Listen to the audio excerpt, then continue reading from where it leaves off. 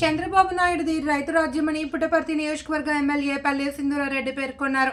సత్యసాయి జిల్లా కొత్త చెరువు మండల కేంద్రంలో రైతులకు వ్యవసాయ విద్యుత్ ట్రాన్స్ఫార్మర్లు పంపిణీ కార్యక్రమంతో పాటు అసిస్టెంట్ ఎగ్జిక్యూటివ్ ఇంజనీర్ వారి కార్యాలయ ప్రారంభోత్సవ కార్యక్రమానికి ఎమ్మెల్యే పల్లె సింధూరా, మాజీ మంత్రి పల్లె రఘునాథ్ రెడ్డిలు ముఖ్య అతిథిగా హాజరయ్యారు.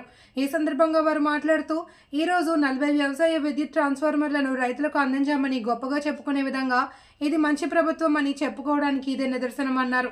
పుట్టపర్తి నియోజకవర్గంలోని కొత్త చెరువు, బుక్కపట్నం, పుట్టపర్తి రూరల్ మండలాలకు సుమారు 40 విద్యుత్ ట్రాన్స్ఫార్మర్లు మంజూరయ్యాయని, వీటి విలువ సుమారు 1.72 కోట్లు ఉంటుందన్నారు.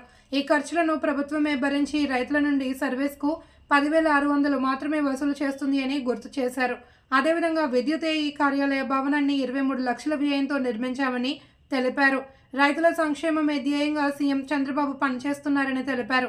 ఈ కార్యక్రమంలో ట్రాన్స్కో డిఈ శివరాముడు, ఏఈలు వెంకటేష్ నాయక్, చంద్రనాయక్, శ్రీనివాసులు, టీడీపీ మండల కన్వీనర్లు వలిపి శ్రీనివాసులు, రామకృష్ణ, మల్లిరెడ్డి విజయ్, నాయకులు సామకోటి ఆది, కృష్ణమూర్తి, వల్లపు సోమశేఖర్, రవి, లక్ష్మీనారాయణ రెడ్డి, రమేష్ రెడ్డి తదితరులు పాల్గొన్నారు.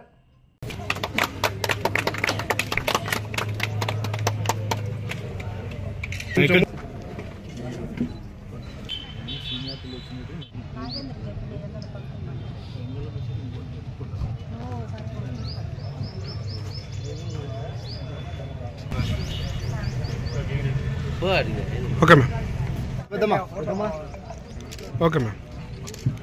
చూడు పెద్ద నర్సమ్మలు వచ్చినారా? చలపతి కేశాపురం మండలం సారు వచ్చి బుగ్గపల్లి ఫోటో బాగా చేశారు.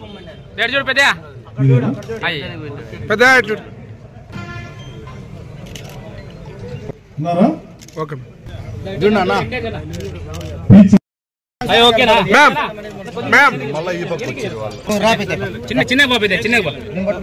Ex minister Palle Raghunath Reddy sir గారు, మిగతా టీడీపీ కార్యకర్తలు, నాయకులు, జనసేన నాయకులు, బీజేపీ నాయకులు, ఇక్కడికి వచ్చిన ప్రతి ఒక్కరికి పేరు పేరు నమస్కారాలు. మనది మంచి ప్రభుత్వం అని చెప్పుకోవడానికి ఇవాళ ఇంకో ఎగ్జాంపుల్. ప్రతిరోజు ఏదో ఒక కొత్త కార్యక్రమంతో మన ప్రభుత్వం ముందు అడుగేస్తూనే ఉంది. చాలా ఆనందంగా ఉంది. మనం ఇంత మంచి ప్రభుత్వం ఎంచుకున్నామనే దానికి గర్వంగా, నేను దాంట్లో ఒక పార్ట్ అని చెప్పుకోవడానికి నాకు ఇంకా ఎంతో గర్వంగా ఉంది. నాకు చాలా ఆనందంగా ఉంది. ఇవాళ ఇక్కడ ఈ సెక్షన్ ఆఫీస్ ఇనాగ్రేషన్ కొత్త చెరువు ఏఈ గారికి, అలాగే 25 kVA అగ్రికల్చరల్ ట్రాన్స్ఫార్మర్స్ డిస్ట్రిబ్యూషన్ జరుగుతుంది. ఇది గత 5 సంవత్సరాల్లో చాలా వెనుకబడిపోయాయి. మనందరికీ తెలుసు, రైతులు బాగుంటేనే మనకి కావాల్సిన ధాన్యము, భోజనము అన్నీ మనకి లభిస్తాయి. అలాగే రైతులు బాగుంటేనే మనదంతా అగ్రికల్చరల్ బేస్డ్ ఒక మండలం కాబట్టి, మండలము ఒక జిల్లా కాబట్టి అవి బాగుంటేనే అన్ని ముందడుగు మనం బాగా వేయగలుగుతామని గట్టిగా నమ్ముతున్నారు కాబట్టి సీఎం గారు ఇవన్నీ శాంక్షన్ చేయడం జరిగింది. ఇవాళ ఇందాక సార్ గారు చెప్పినట్టు 40 వరకు ట్రాన్స్ఫార్మర్స్ డిస్ట్రిబ్యూషన్ జరుగుతుంది.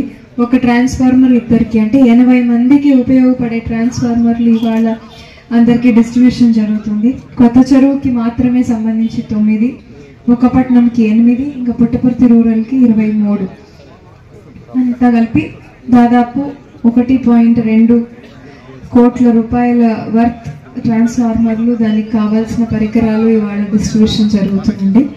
అలాగే ఇవాళ మీరు చూస్తున్న ఇవాళ ఇనాగ్రేట్ అయిన బిల్డింగ్ కూడా 23 లక్షలతో నిర్మించడం జరిగింది.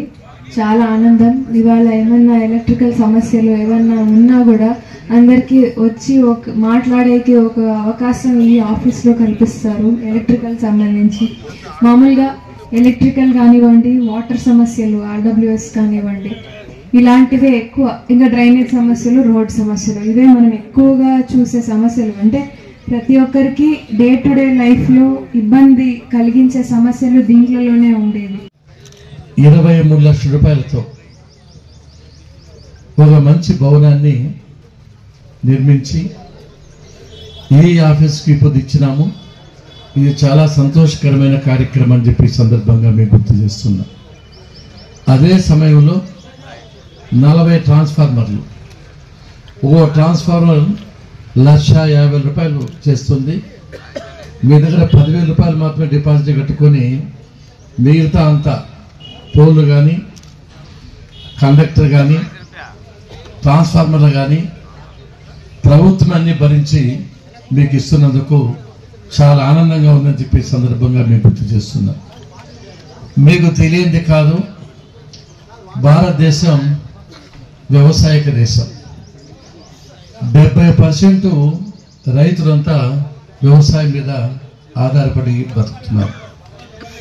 పూర్వకాలంలో రైతులంటే విపరీతమైన గౌరవం ఉండేది, విపరీతమైన పేరు ప్రఖ్యాతులు రైతులకు ఉండేటివి.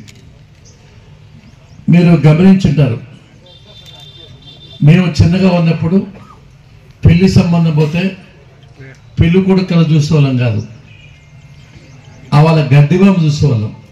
ఊదేవి ఆ గడ్డివాము చాలా పెద్దగా ఉందనుకో, మంచి రైతులు మా బాబు నా ఇంటికి ఇచ్చిన పర్వాలేదు బ్రతుకుంటుంది అని ఆలోచన వచ్చేది. వెంటనే దిబ్బ చూసేవాళ్ళం. ఆ దిబ్బగాను చాలా పెద్దగా ఉంటే పేడ, ఎన్ని పశువులు ఉన్నాయో, ఎన్ని గొర్రెలు ఉన్నాయో, ఎన్ని మేకలు ఉన్నాయో, మా పాప బాగుంటుంది అని ఆలోచన చేసేవాళ్ళం. అంటే రైతులు ఆ కాలంలో పంటలు బాగా పండేటివి, దిగుబడి ఎక్కువ ఉండేది, ఖర్చులు తక్కువ ఉండేటివి. ఆ రైతులు ఆ వ్యవసాయంతోనే పిల్లలు చదివించుకునేవాళ్ళు,